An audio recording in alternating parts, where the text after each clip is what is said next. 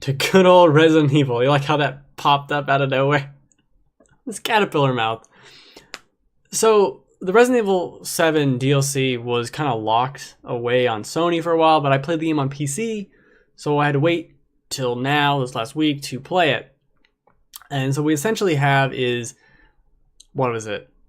They have Banned Footage 1 and Banned Footage 2, which each are a collection of 3 separate like mode things you can do. And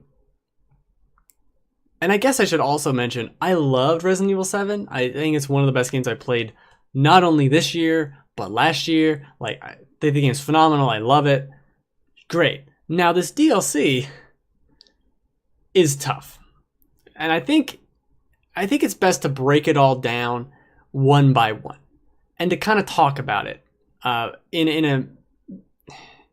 because it's a mess. So the season pass for this game is $30, right?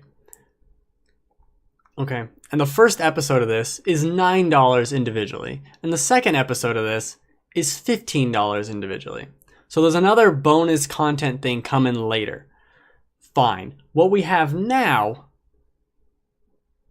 isn't even by their admission worth $30. And what we have is Nightmare Mode, which puts you in the basement of the house, fighting off waves of zombie things. You unlock different weapons for how many points you get as you keep playing this game. It's fun. It's fine. It's kind of like Mercenaries, but not as interesting. And it seems like something that once you beat it, you can kind of play a harder version of it. And there's some kind of progression there, especially with the items you unlock as you get more and more points and get further into that. And you're trying to survive the night. Fine. That's fine. It's good, right? It's good. I might play it again. Okay.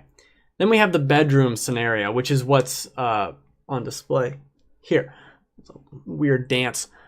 So, and people like this. I might be alone in this. This is essentially escape the room. You're unlocking yourself. You look around. You take the lantern off the peg, and you can like open a drawer and see what's going on. And then you'll solve part of the puzzle, and then it'll make a noise. And that means what's her name will come back into the room. And you have to put the room back how it was, right? So you're trying to solve this puzzle, and then you're also trying to figure out like, okay, that drawer, let me put this painting back over here. Let me put the lantern back here. And then you go back into the bed and be like, okay, I didn't move. She didn't see me. I got to escape. Got to keep trying to escape. And that's a good idea. But like right there, I broke the drawer, and now she's gonna get pissed off at me. And it's just not. Like the puzzle is fine, and I like seeing more complicated puzzles in Resident Evil 7 because that's kind of what it was missing. But this misses the entire point because you're stuck in a room and like one adjacent closet. So you don't get the full experience of the game and exploring and having proper pacing. What you get is a 15 to 20 minute thing where you're trying to solve this puzzle, but you have a random timer. You don't know what the hell's going on. And it's not very much fun because they make the cardinal sin of you have to start the entire thing over if you die.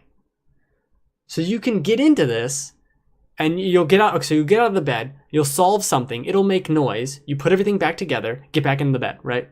Then you get out of the bed, solve a little more something, it makes noise again, get back into the bed, put everything back together. So that's twice. Then you get out of the bed again, solve some more shit, I think something makes noise again, you hide again, and it does, 3 times. Then you get out of the bed, right? Solve some more stuff, which is at this point getting very obscure, very PT. What the fuck is this behind this corner, behind the thing? Let me combine these objects. I don't know what's going on. And then if you fail there, you have to do the entire thing again. And you know how I failed there? Because I didn't equip the knife I had picked up. I had it in my inventory, but I didn't equip it. So I couldn't win. So I had to do the entire thing again. And I did not enjoy that. I did not enjoy solving this mystery. I in fact looked up how to do some of this stuff because it didn't make any sense and it wasn't fun. Because if this was placed in the game proper, you would have been able to leave and come back, and maybe there'd been some kind of hint and you could have like thought about it for a little bit. But no, you're stuck in this room. There's nothing else to do. And I'm just going to stare at my screen for 10 minutes as I go, oh, I had to look behind the thing. Oh, okay. Like, that's not... I mean, most of it's very solvable, but some of the stuff at the end with the puzzles you have to do with it's a shadow puzzle. It's just like, really? I guess you wanted me to just pick everything and guess until I got it right and moved it around. Like, I just don't understand. It sounds like a more painful version of the Happy Birthday puzzle. Yes, that's pretty much what it is. Happy Birthday, you couldn't die 80% of the way through the puzzle and fail it. You know, you just not get the right answer and then you'd keep trying. So it's an adventure game. It kind of, yeah. And it's not good though. Because of this scene right here, right? You have a minute to reset the room. You go back and reset everything. You're waiting a minute anyway. Then you got to watch this cutscene. Then if you forgot, yeah, like there's this painting, right? And next to this painting is a plate, or like below the painting is a plate. And later on, you'll use the plate to put something on, and you'll take the painting from the plate. But if you activate the plate, you can also put the painting on the plate. But that's not very clear, and that's one of the objects you have to put back. And I never really understood that until the very last time I did it, that it was like, oh, if I activate the plate, I can put the painting. But instead, I would expect, as a normal person, you interact with the wall. You would interact with the wall to put a painting against the wall, not the plate that's at the foot of the painting. It's just very like weird things like that. It's just not... I love the idea of it though, and I love like where they were going with it, and a more complicated puzzle in this setup is cool. But man, I did not enjoy it. I really did not. I did enjoy it, and I liked the Happy Birthday puzzle. I think the Happy Birthday puzzle was cool. Like that moment when you realize how to clean off the viewfinder thing, that was super cool. And I mean, I wasn't stuck on that for 10 years, but it was something where I'm walking around going like, I don't know what to do. And it's like, I need to clean this. Like, oh shit, I figured it out. Like, that's cool moments. This doesn't have it. This has the opposite of those moments of like, oh, all right. Like that's you never want that in a puzzle where you feel tricked in a way of like, oh, that's what you wanted. That's like, ugh. So I feel like it kind of misses an opportunity there because of its very nature being this sectioned off portion of the game that you can play and beat in 10 minutes if you know what you're doing. It kind of suffers for that. And this is all... Oh, this is still part 1 of the DLC. So episode 1 of the banned footage also includes Ethan Must Die, which is kind of a randomly... Like, you'll randomly get these boxes that have items in them. And sometimes they explode, and you have to, like, listen to them to see if they're ticking and they're bombs. And you'll get random items in them. And the enemies can kill you basically with 2 hits until they kill you. It's super difficult. It's kind of fun to figure out, but I don't really know who that's for. I don't really get it. You're, like, there's just this blob monster chasing you in one of the rooms, and if he hits you, then another guy hits you and you're dead. It's just... It's prepare to die, but in Resident Evil 7, and that doesn't quite work, right? Because of how random things are, you can get like, oh, I got the flamethrower. Okay, cool. Oh, I got nothing. Great. Now I don't have any weapon. Fantastic. So you can kind of get really screwed over there, but you can have a decent run. And I got down to the basement and I died down there because I have no ammo and whatever. But it's fine. So that's the first DLC, which includes something that's okay, pretty good, and something I hate for $10 now in the store.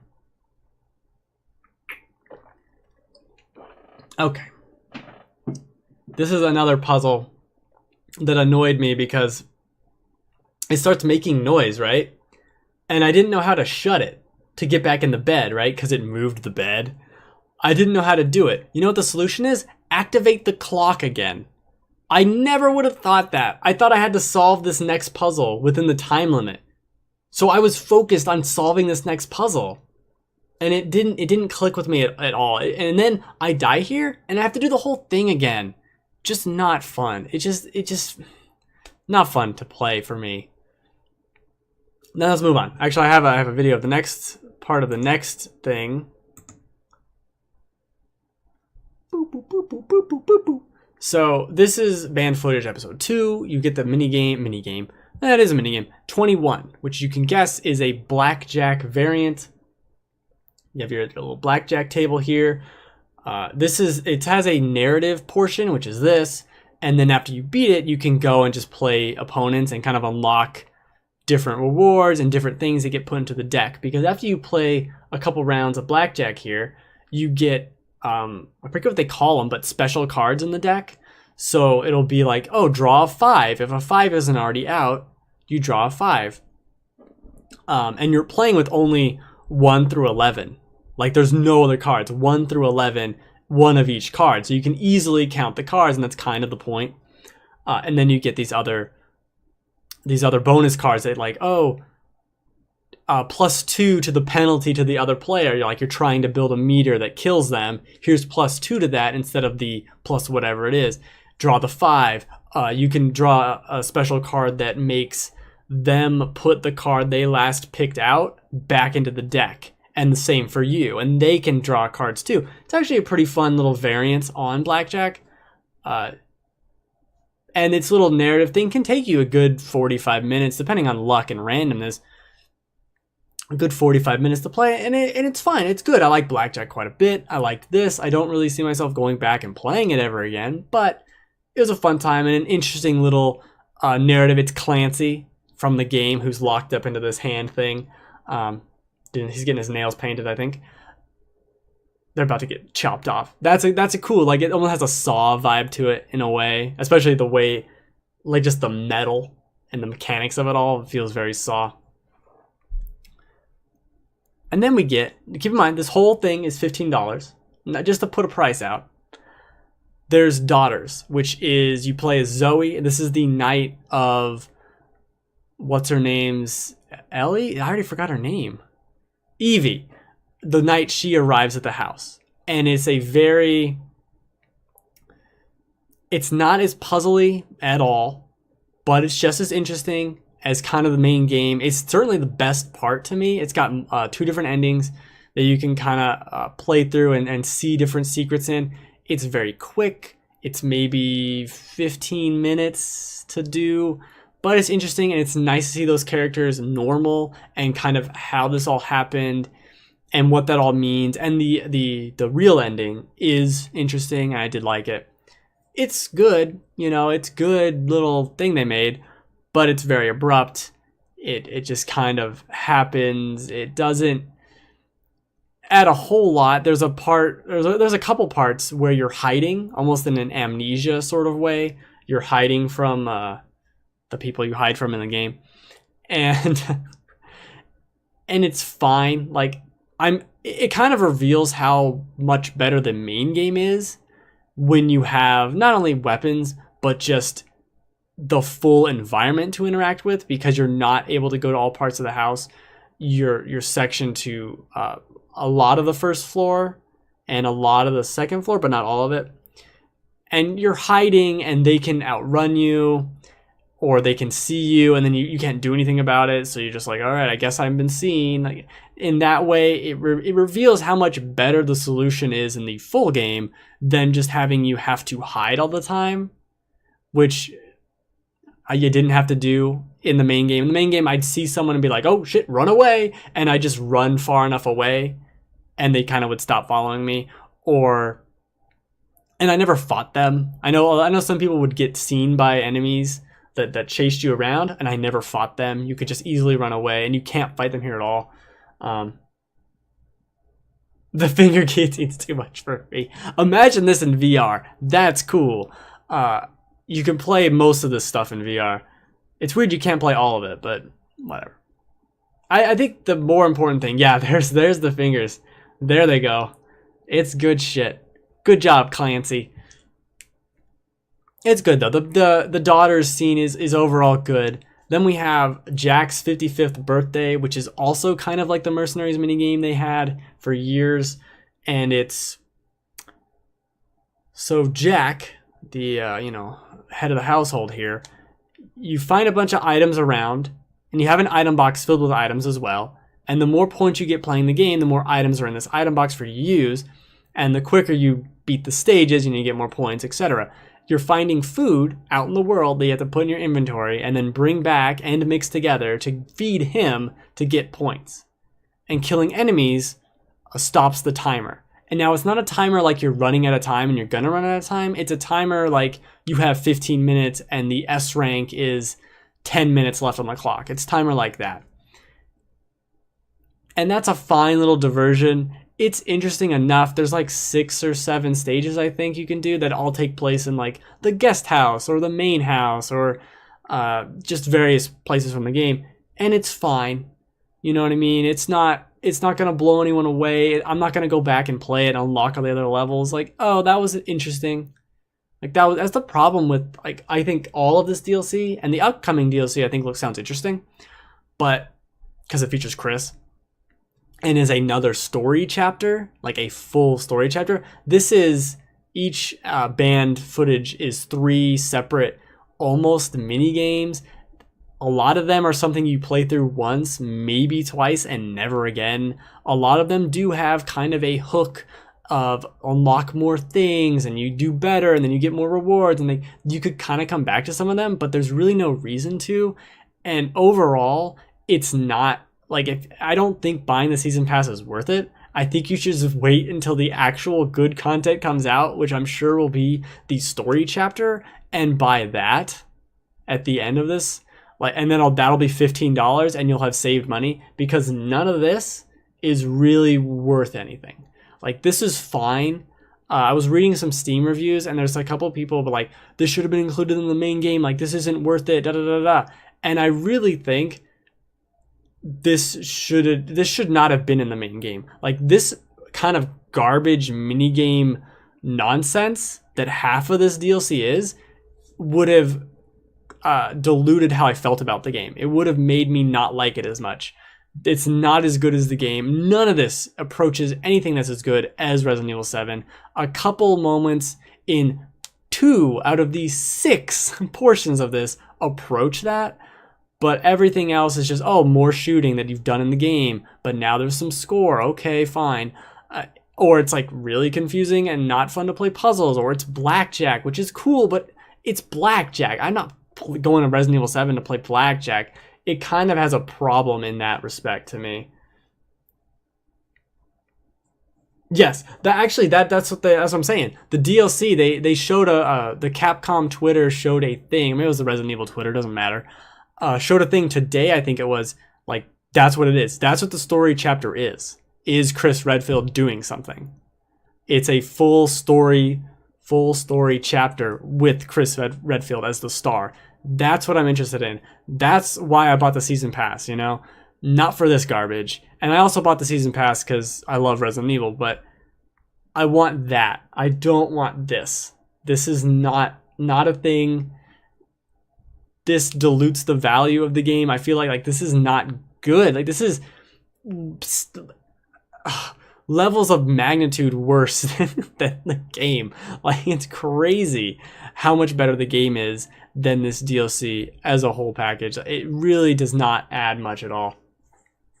I'm hoping that Redfield stuff, there's supposed to be, I think, another mode that's coming out for free, and then another story chapter, which is part of the season pass, which could be really cool, and I'm hoping it is pretty cool. Because I think with the bedroom scenario and the daughter's scenario in here, I like where they're coming from, and I think having a full, hour and a half, 2 hour story chapter with Chris Redfield, top notch. We can go places and do some amazing things with her, and it would be in new environments, which all of this DLC sorely lacks. Nothing, no new areas, no nothing. Everything is recycled. Maybe a few things are moved around, but adding a birthday hat or a baseball cap or whatever on zombies is not enough new content to say that's brand new, right? It's not. It's not brand new. But if you want something to do for literally 3 hours, you can pay $15. No. $25 and play all this right now. That season pass, no, don't do it. Just don't do it.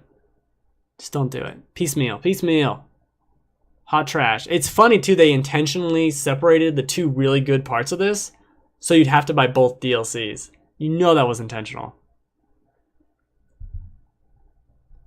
Ridiculous. Oh, trump cards, that's what they're called. Should remember that. I think that's it. I think that's it about Resident Evil, unless anyone else has anything to say about it. It's fine. This is the best. I think I had the most fun playing Blackjack. That's not really a ringing endorsement, is it? You made a game, and another game that already existed that you added a few rules to was the best part. Congratulations. Otherwise, I'll just end the show as I think I slowly die here. You can see the little meter in the corner. That's the meter. Once it gets up to the skull, you die. And you're betting the number on the side there. It's cool stuff. It's fine. It's Blackjack, right? Do the show every Friday, 3 p.m. Pacific time. Twitch.tv/TheGameFanatics. I stream on my own channel, twitch.tv/BenReacts. Saturday, Sunday, and Wednesday. Schedule probably changing soon, but this weekend gonna be Ghost Recon. I'm gonna stream some Ghost Recon because it's fun, and I'll never get to play it again. I'm not gonna buy that game for probably ever. And then I'm playing through Killer 7 on Wednesday. Wednesday's Killer 7 day. People need to see this game. People need to enjoy Killer 7. We're not gonna live in a world where my PS3 still works for very much longer. It sounds like it's trying to contact aliens. It's not good. Really not good. But anyway, thanks for hanging out. Merry Christmas.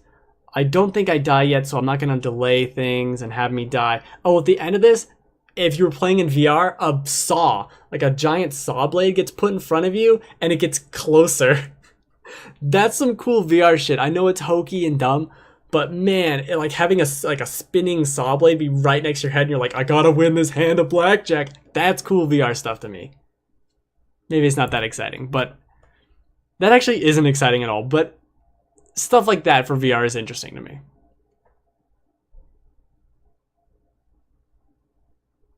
There's a lot of math involved. It's not very exciting to watch. Alright. Merry Christmas, again. Yeah, I'm so glad it's not Christmas time anymore because I can just say Merry Christmas again. So great. 2 thumbs up.